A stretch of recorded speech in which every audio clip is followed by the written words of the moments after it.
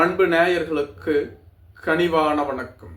திமுகவிலிருந்து வெளியேறும் 2 முக்கிய அமைச்சர்கள் வரும் தேர்தலில் வெற்றி பெற்று மீண்டும் திமுக தான் ஆட்சி அமைக்கும் என கருதி அதிமுகவிலிருந்தும் மாற்றுக் கட்சியைச் சேர்ந்த பல முக்கிய தலைவர்கள் தொடர்ந்து திமுகவில் இணைந்து வருகிறார்கள்.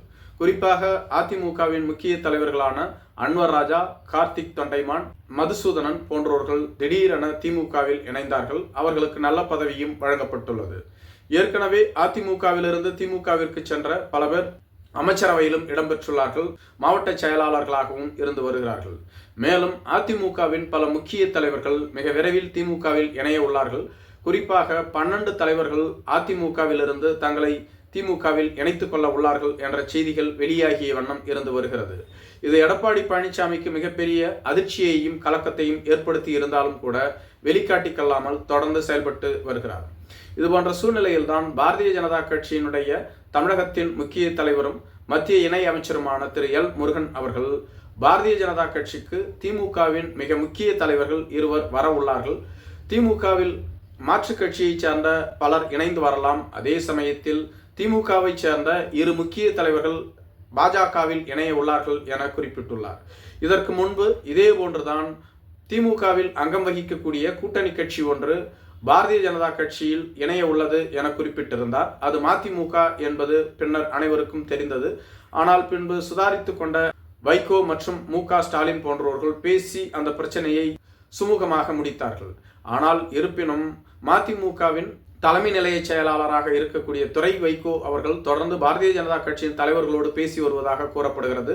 தேர்தல் சமயத்தில் எது வேண்டுமென்றாலும் நிகழலாம் என்றும் சொல்லப்பட்டு வருகிறது.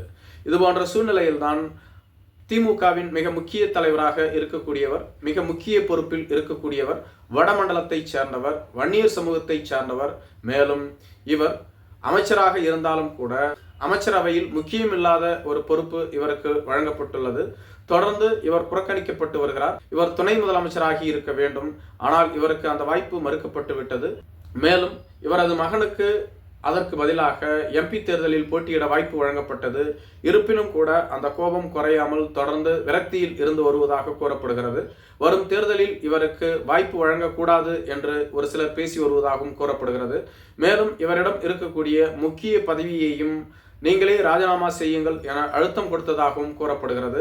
இதனால் அவர் தொடர்ந்து விரக்தியில் இருந்து வருகிறார். ஆனால் அவரிடமிருந்து தற்பொழுது பதவியை பிடுங்கினால் அது திமுகவிற்கு மிகப்பெரிய பின்னடைவாக மாறிவிடும் என்பதனால் மு.க. ஸ்டாலின் அவர்கள் தொடர்ந்து அமைதி காத்து வருவதாக கூறப்படுகிறது. தேர்தல் முடிந்த பின்பு இவரிடம் இருக்கக்கூடிய முக்கிய பதவி பறிக்கப்படும் என்றும் சொல்லப்பட்டு வருகிறது. திமுகவிற்கு பாடம் கற்பிக்க வேண்டி இவர் திமுகவிலிருந்து வெளியேறலாமா என்ற ஒரு மனநிலையில் இருந்து வருவதாக கூறப்படுகிறது. இதே போன்று தற்பொழுது அமைச்சரவையிலிருந்து நீக்கப்பட்ட ஒரு அமைச்சர் இவர் தொடர்ந்து சர்ச்சைகளை ஏற்படுத்தும் வண்ணம் பேசி வந்தார். எனவே இவரது அமைச்சர் பதவி பறிக்கப்பட்டது. திமுகவின் இவருக்கு வழங்கப்பட்டிருந்த முக்கிய பொறுப்பும் பறிக்கப்பட்டது. தற்பொழுது எந்த பதவியிலும் இல்லாமல் இருந்து வருகிறார். சட்டமன்ற உறுப்பினர் என்ற ஒரு பொறுப்பு மட்டுமே இவரிடம் உள்ளது.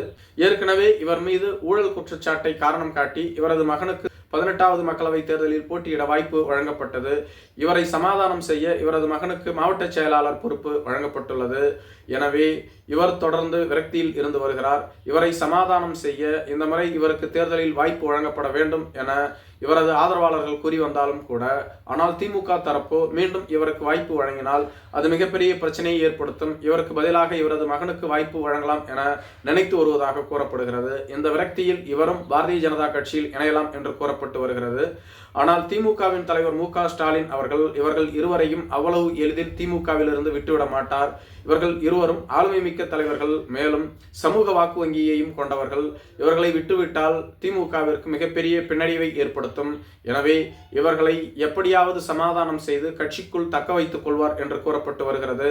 மேலும் எல் முருகன் அவர்கள் தொடர்ந்து திமுகவிற்கு இது போன்ற சமிக்கைகளை கொடுத்து வருவதன் மூலம் திமுகவும் உஷாராகிவிடும் என்றும் கூறப்பட்டு வருகிறது.